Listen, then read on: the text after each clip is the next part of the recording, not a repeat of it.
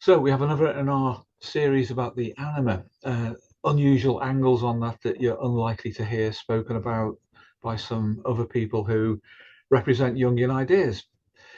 And this one has to do with the role of the father's anima on the modification and development of his son's relating function and system, i.e. the anima. Now, this can be a very positive effect, of course, but it can also be, and it very often is sadly, something that is essentially misfired in its transmission to the son. So if we accept then that a young boy will form his impression of his unconscious mind and of women initially through relationship to the mother, and that template exists within him, through which he should either develop that positively or gradually separate himself from, particularly if it's been a negative experience for him, then as that is unfolding through his lifespan development, he's going to meet the representation of the anima within his father. How does his father treat his mother, his sister, other women, ideas, spirituality, figures of authority, religion, anything like that? All of that will be part of the relating function and system of the father. And then at the focus of all of that, how does he treat his son? Now, if he's had a positive experience of the transition of moving from complete unconsciousness and a non-ego state in that traditional psychodynamic sense into having a sense of personal identity and of trusting the inner world through his relationship to his mother, he's now got to orientate all of that to the external world, principally through his relationship to his father, and then experience the mystery of all those girls he's meeting at whatever age he might be. And is he attracted to them or not? What does his father suggest to him that he should do about relating to women? And again, how does his mother and father relate? How do they interrelate? What example do they show of relating? All of this will contribute towards the configuration of the anima from the father, whereas before it had all been pretty much determined in relationship to the mother.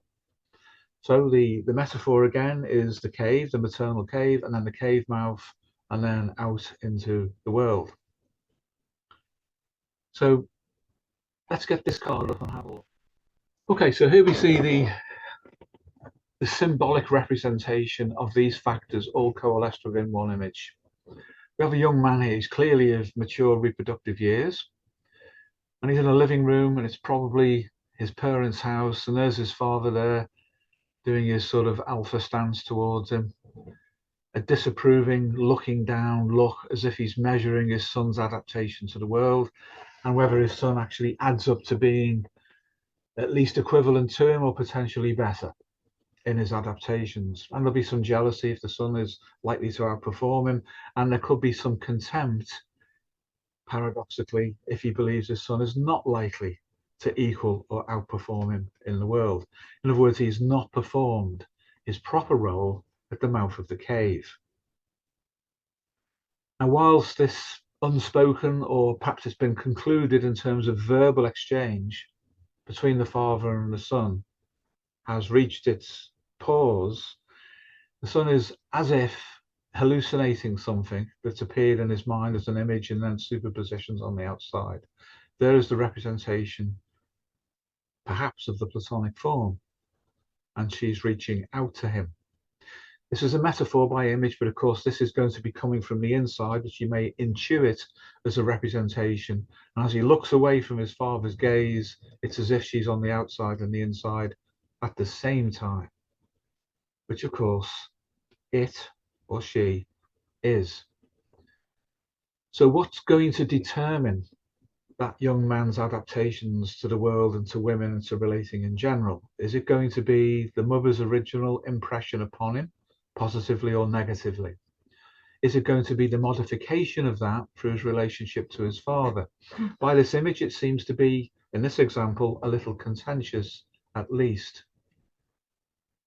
And that is a moment in our development when the Platonic representation of the anima may emerge in compensation for the conflict that the young man is feeling on the inside. There are a number of ways that a father can injure a son in this regard through development.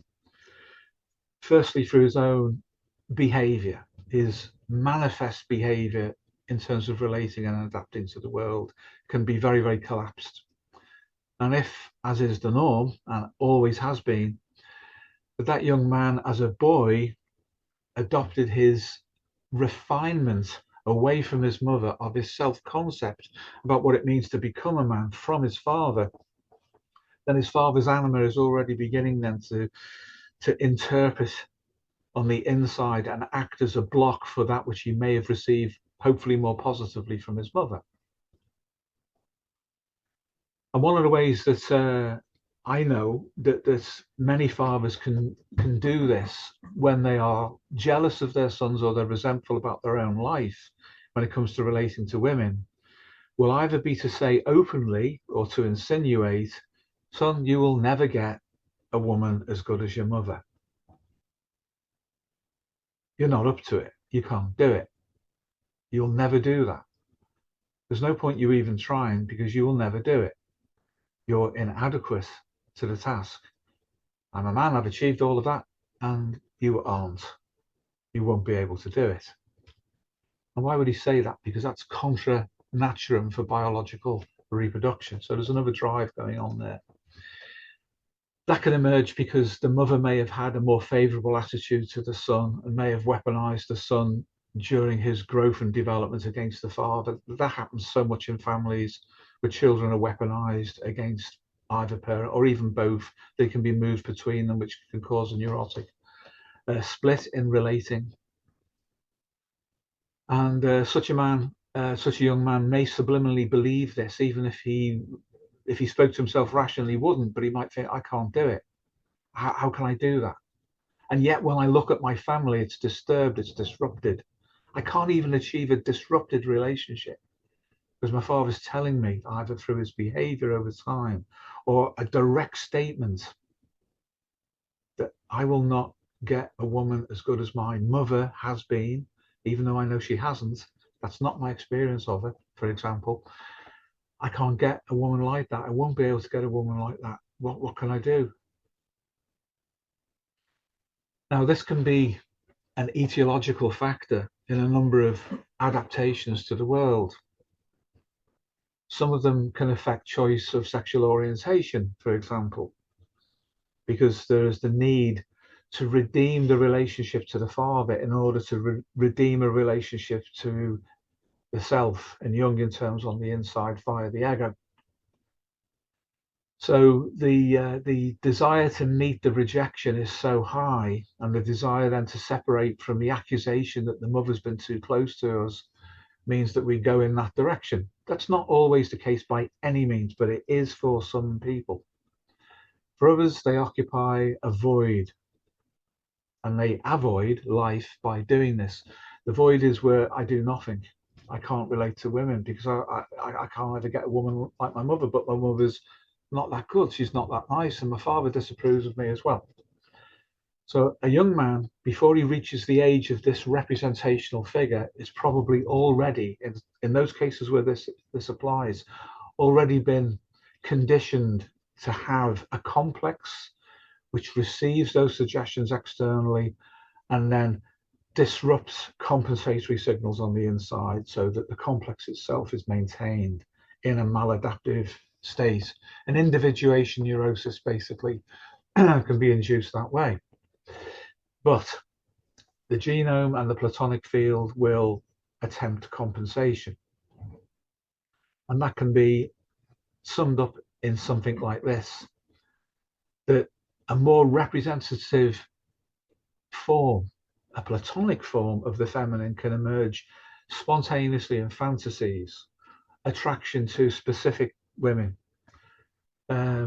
certain ideas, artistic representations, high moral values, whatever it might be, or a mixture thereof, that take on what Carl Jung recognized as being the form of representation of the anima, inside and outside. And that then becomes more interesting than anything, because that can't be soiled by the parents. that can't be soiled by our individual life and development, because it exists in so many places and in so many times, in the past, in the present, and predictably in the future. There's this higher register of representation of what the feminine is. At that point, as we discussed in the other video, a young man can collapse in on himself and stir at the inner image. And that then brings about the negative animus in women towards him. And we discussed that in some detail last time. But we can think this time, what if there's a different configuration in this young man where he says, I'm not going to accept this from my father. This is completely wrong. I am divided on the inside, but I'm going to heal this. I am going to do something about it. So he goes on an opus, on a journey of discovery and learning. He studies Jung, he studies myths and cultures and depth psychology, art, whatever it might be, bringing through his creativity and tapping into the Platonic form of the anima, as Jungians understand that to be, in a very productive way, but he's perhaps still not relating. In other words, he's not delivering that into relationship to outer women. He's still doing something provisional. And Jung talked about a provisional life. That's okay if he is building his ego as a receptive vessel for this compensatory Platonic representation that can occupy so many states. If he builds the vessel, he strengthens his ego. He can separate from the influence of his father, can separate from the influence of his mother, and he can bring the fruits of that labor, of that hard work into the world and into relationship to a real woman or women. Or he may actually conclude otherwise, that that he only wants to be a philosopher or a priest or something that's of value to the world, but perhaps he has actually given up on the biological side of life. That will come at some cost, but it is possible to do that and to have an authentic life. There are many ways of living an authentic life. But these are different ways that we can solve this problem when it occurs. But the disturbance in the father and in the father's anima, because he's a man, we don't often see that as being the anima, as Jungians understand that to be. There's a tendency to look towards the mother as being the primary problem of adaptation. And then we don't look further into the interaction within the family constellation, as Jung himself called it, and see how things are being played out there. So it's really important for people who are into depth psychology in a Jungian way to understand this kind of scenario, because this may have contributed to why they're doing what they're doing. That's not to pathologize it, because children and even young people going through adolescence do not have sufficient power and control over the direction of their own lives or over the conditioning that they've had up to that point to make an independent effort at change. There comes a point when we are ready for this. But if there's a perseveration of unconscious identification with the influence that's coming, say, from the father's anima, we can remain split. So we have to say, what is this that's coming through that sits in me now and filters my life and my experience? Is this coming from my father's life, and specifically what Jungians would call the anima, and has that helped to corrupt mine in terms of how it's manifesting? And is this why I'm having these high Jungian broad bandwidth transpersonal fantasies? Is that what's doing that? Is that where the compensation is? If so, I have to receive that, put it into a vessel that I can relate to, and then deliver into the world in a way that satisfies instinct and adaptation, because then I will overcome the problem not only of my life but also of my father's. I will not make the mistakes that he made with my mother. That's the road to healing the individuation neurosis for a man who may have had these problems in growing up. And most young men have, to some extent or other, in relationship to their parents. So the often overlooked role of the father's anima in creating the son's anima, even more sometimes than the mother's influence, it's downstream of it. But because we imprint very often onto the father as a role model for relating in the world, that can act in a corrosive way on the inside. And when we know it's corrosive and we don't just blindly follow it, that's what causes the neurosis. That corrosion divides us. And then we will probably receive, in various ways, the compensation coming out from what Jung called the archetype of the anima, or we would say the Platonic form of the feminine. And that's another test. How do we adjust to that? Can we forgive real women for not being like that, not being the Platonic form of the feminine, as we have that image inborn within us? Can we forgive women that we meet out in the world for being different to that, and for not recognizing the fact that we are in effect deifying and reifying this Platonic image and projecting it onto women with a whole boatload of ancestral anticipations and demands that they meet that particular configuration? Because if they don't, we'll get disappointed, and they will see us as collapsing into ourselves in some esoteric fantasy and not being a viable proposition for a relationship. Sorry, no, go ahead. I was going to say, so then the problem that this hypothetical scenario that you're describing here, potentially all of this could have come about because of some kind of contention between the parents originally, in so much as if the father has treated the mother in the way that you've just described, in the sense that he has elevated her in such a way that for him she represents the Platonic form of the feminine, then that's how he relates to her, even though the real woman might be very different to that. And so the son grows up in that environment where there's a kind of elevation of the mother beyond all reasonable kind of expectations of what a woman and what a mother should be like. And then the father makes this comment to the son in this particular scenario that we're discussing, whereby he says, you're not going to, get a mother like, you're not going to have a relationship basically like I have to your mother. So he's wounded by the father's anima in that way. And then part of the son might react to that by saying, well, I have her already, because my relationship to her is better. It's more real in some regards than your relationship to her is. And then he becomes too attached to her.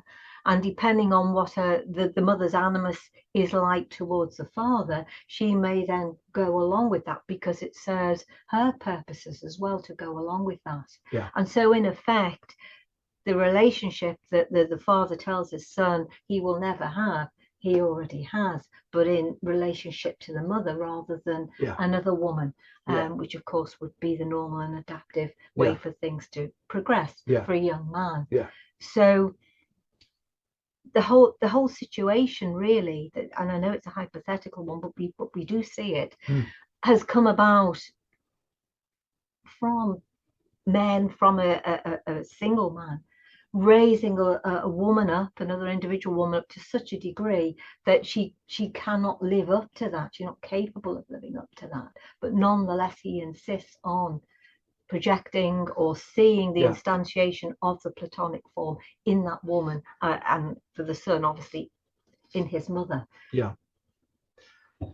That's absolutely what we often see. So there's so much summed up in that card, so many ways of seeing different configurations. To go back to I take all of that on board and accept it fully. To go back to the father, then the father's neurosis is passed on to the son. So what he's doing is replicating that, and he won't be doing it consciously unless he's a dark triad type, the father, but unconsciously, it's how he's understood to relate to the world, and he sees his son as a projection of him.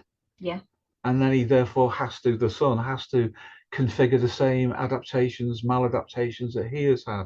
So it's passed on down the generations as a field effect.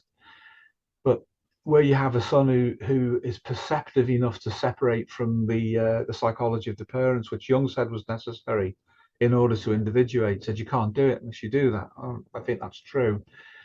Then the son will be able, hopefully, to balance the equation, his personal equation, by separating that off from the myth of his father's life and of his mother's relationship to his father. But as you say, one of the problems can be one of the ways in which people can assume a particular sexual orientation can arise from that. From that, yes. And sometimes both parents are complicit in it, because if the father kind of encourages that, unconsciously or otherwise, then the boy will not form a relationship to another woman and show himself to be better adapted. He might not try. He may be feel so defeated before he's even started that he might not even try. I've known that to happen. I've known it where boys have been shamed and humiliated when they're in single figures of age about even looking or talking to girls, that it's been imputed to them that it's abnormal to do that. And of course, that suggestion, if it takes place in someone who is vulnerable enough to that suggestion, they will not relate to women, because the great father has said to them that that is not normal. And even though that might reinforce the connection between the son and the mother, if that's sufficiently strong anyway, because of the influence of the mother, in other words, of the father's wife, then he's not going to lose anything. Because he can't beat that configuration, so he attacks us indirectly by saying, "You'll never get a woman like your mother. And by the way, it's absolutely wrong, and there's something implicitly wrong with being interested in women in the first place." There's a split. The masculine will split inside the mind of someone who is susceptible to those kinds of suggestions. Then they navigate through the changes of adolescence with that as a complex, which then, as all complexes do, start to accrue information that supports the complex by association, and the complex gets bigger, is continually confirmed. But the compensation will come through in the form of the Platonic to override that. And if that goes too far, as any compensation can do, at that point you see problems which are based upon the compensation rather than the original wound. But there's so many configurations, so many results that can come out from that fundamental division about what am I relating to with respect to my father. Is this his anima, or is he actually instantiating the Platonic? And there can be a problem if he does that positively as well, because if he brings in a religious level of deification, halo around the feminine, that's a big mountain to climb. That's like going up Everest without oxygen and any warm clothing. The amount of exposure to harsh elements in seeking out that kind of resolution simply to equal the father's idealized state, that can be a problem too. Do you think that happened to Jung, given his father's background? Well, he was aware of the illness, wasn't he, in the family, the state of his mother. His mother was divided and was chronically depressed. She was certainly moving in a psychotic direction. But his father was a religious man. I'm getting to that. Sorry. So in order to maintain the family of the day, they occupied stereotypical, not archetypal, stereotypical relationships to one another, within which, with his father, there was a religious Protestant Swiss reform. But on his mother's side, there was pagan occultism. So he didn't know what to make of women. There you have it. And we see it, don't we? There you have it. There you have the template for the progression that followed on from that, and his relationship to women. And even the masculine, because he had trouble making friends with men the whole of his life. So that can happen with Jung. It did probably happen in that way, or something similar with him. So when we're faced with something like that, then we have to, the scenario in the card, we have to differentiate out our own ego as a vessel which we actively build to receive the Platonic in a way that is not distorted or disrupted by our father or our mother. And then, of course, downstream of that is what's happening in the culture which goes back to the video before this one. How to resist that, how to resist pseudo fathers in the form of internet gurus who are damaged themselves. That's a recapitulation of the damage that we experience with a father, perhaps, who may be neurotically divided and split and overcompensating through their influence. But they even talk, these gurus even talk about a father wound. The implication being, I will heal your father wound. No, you won't. You will infect it. You'll make it worse. So building the vessel, being receptive, will allow the Platonic to instantiate in a natural way, and then we can individuate. That's the key to individuation. You build the vessel to be receptive. Don't build a collapsed ego defensively to shut out experience. Build one that is open but has a proper boundary, and that we are strong enough to decide what we allow in and what we allow out. But the receptivity has to be from within as well as from without, and both need to be measured. But when we communicate on the inside, we must not internally project our understanding of the outside world over the inner world, because they are not the same thing. They can superposition, but they are not the same thing. That which superpositions contains both and is not collapsible into one or the other. So we have to, as I say, make that receptive vessel and understand both domains properly. That's the job of the adapted ego. And that way we're unlikely to hurt our own children in that way. At that point, we are truly free from the influence of the parents as well. So effectively, we've dealt, at least with our own parental complexes, and that puts us in, as you rightly say, the best possible position to parent our own children going forwards. And not to recapitulate the I call it the sins of the father, metaphorically, in terms of, if we're talking about young men in particular, we don't just go through the cycle that they went through. We don't make it epigenetic and transgenerational. We don't make it a feature of the field that we identify with. The Jungians would say unconsciously. It's certainly not field consciously. The field is there whether we're conscious of it or not. That's the problem.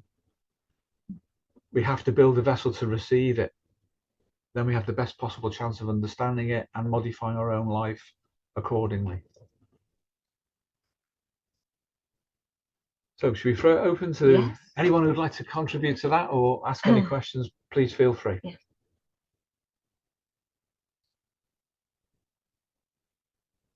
There was a lot there, wasn't there? Hi, I can offer something. Yes, please. Thank you, Joe.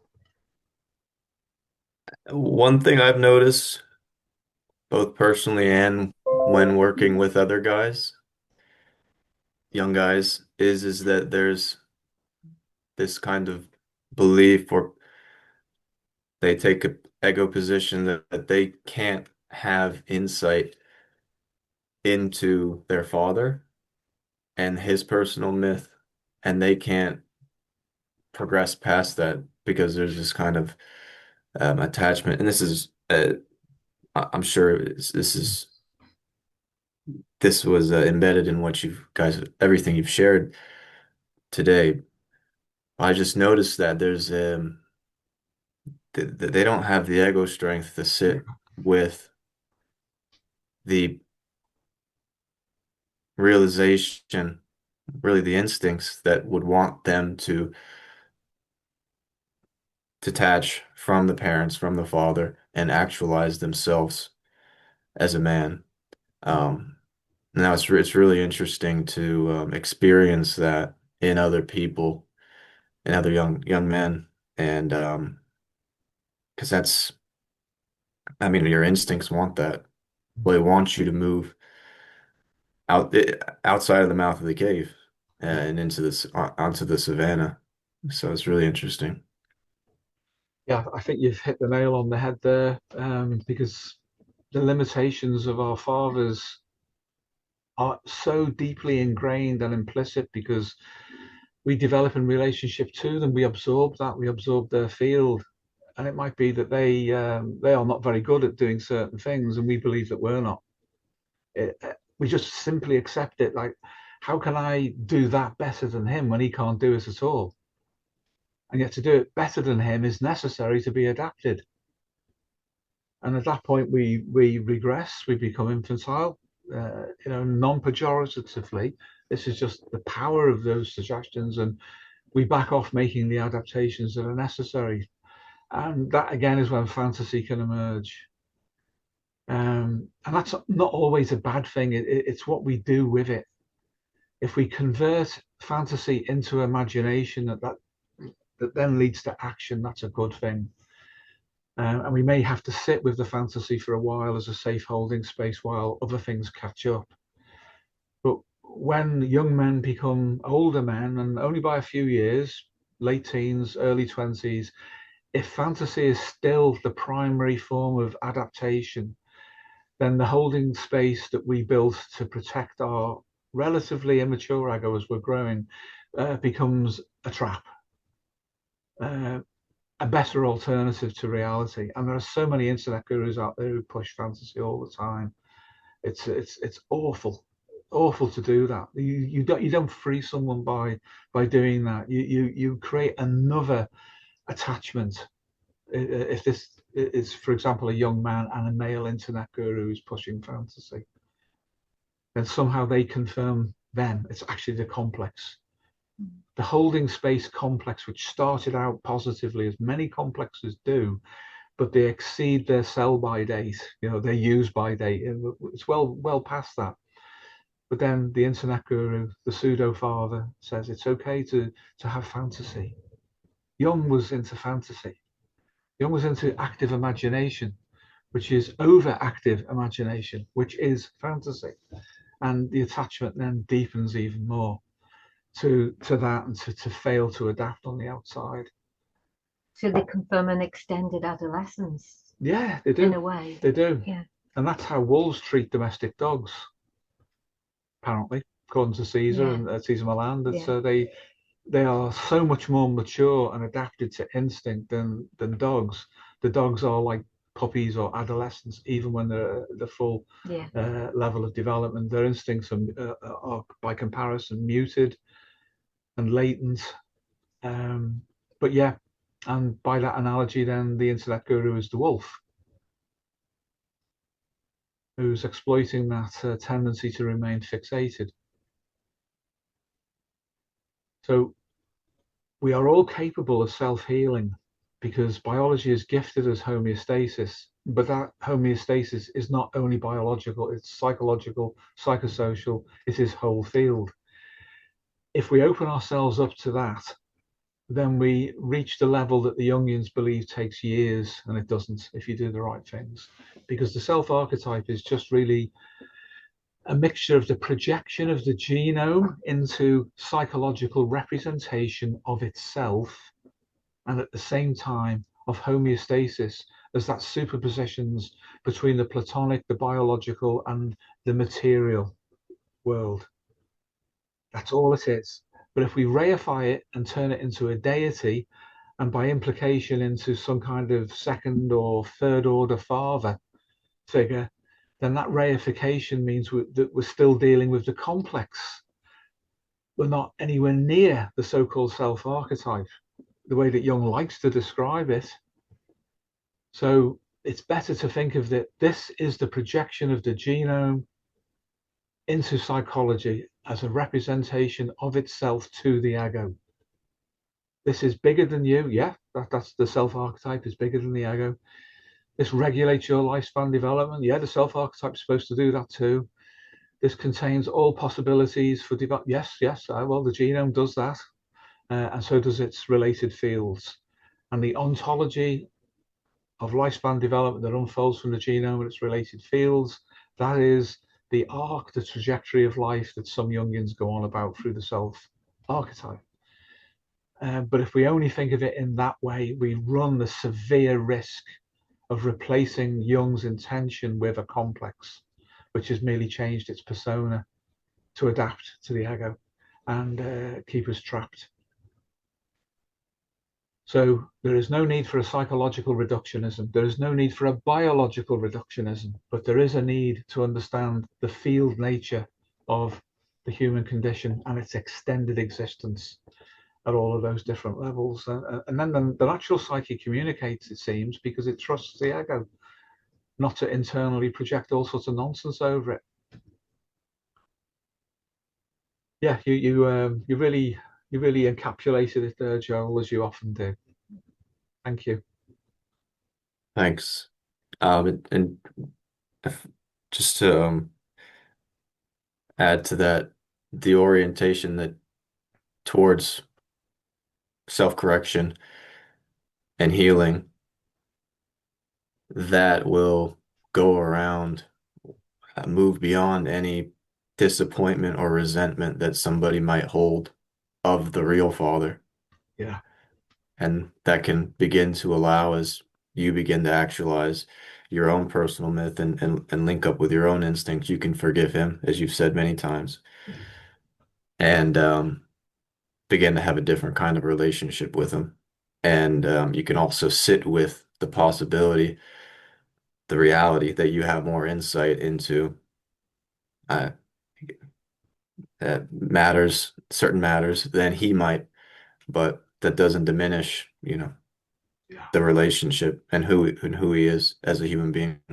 So That's so important. Thank you for raising that, Joel, and reminding us of the importance of that, because there is something about the ancestral psyche. Shall I get that other card? Yes, you can do. Well, if you just excuse me, I'll just introduce something here, which the point you've raised makes very pertinent. I'll just have to find it. I have to go back a bit. There we go.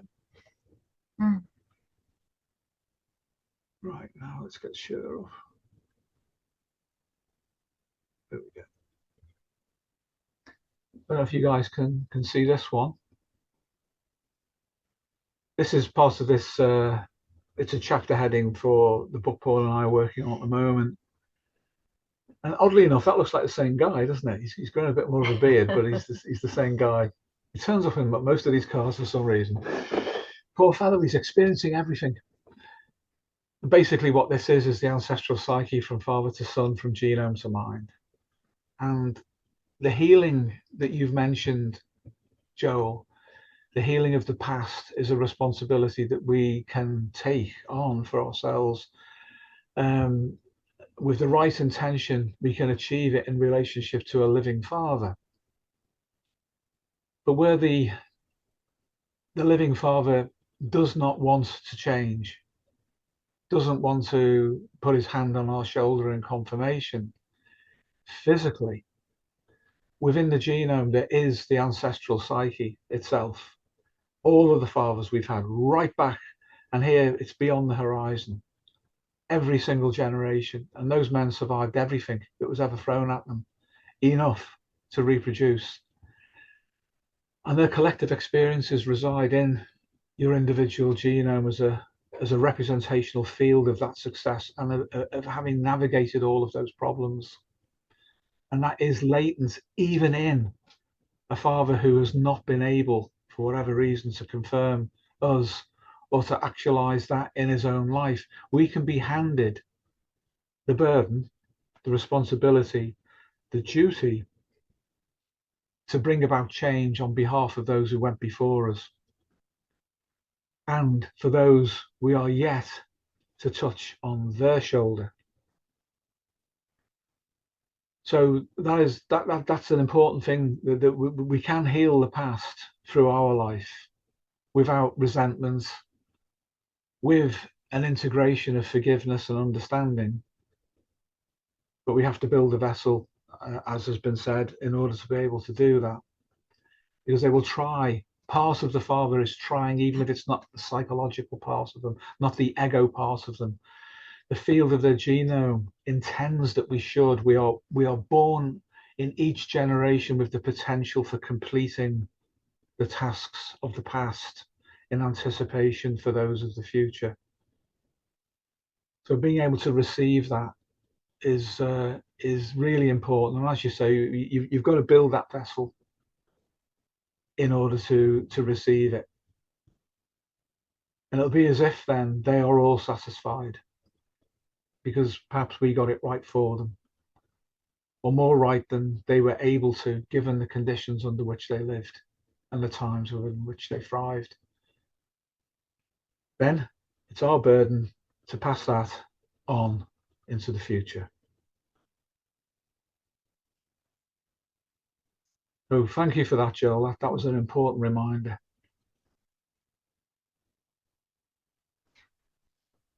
Thank you. Okay, guys. Well, I think that's probably enough for today on that particular topic. We've got more coming soon. And thanks to the guys who've attended today and for those who've contributed from amongst our students. We're proud of all of them. They're really good people, highly motivated, and they're working really hard. And they will pass on things to the future that we've not been able to actualize in our time. And that's exactly as it should be. So blessings to everyone. Take care.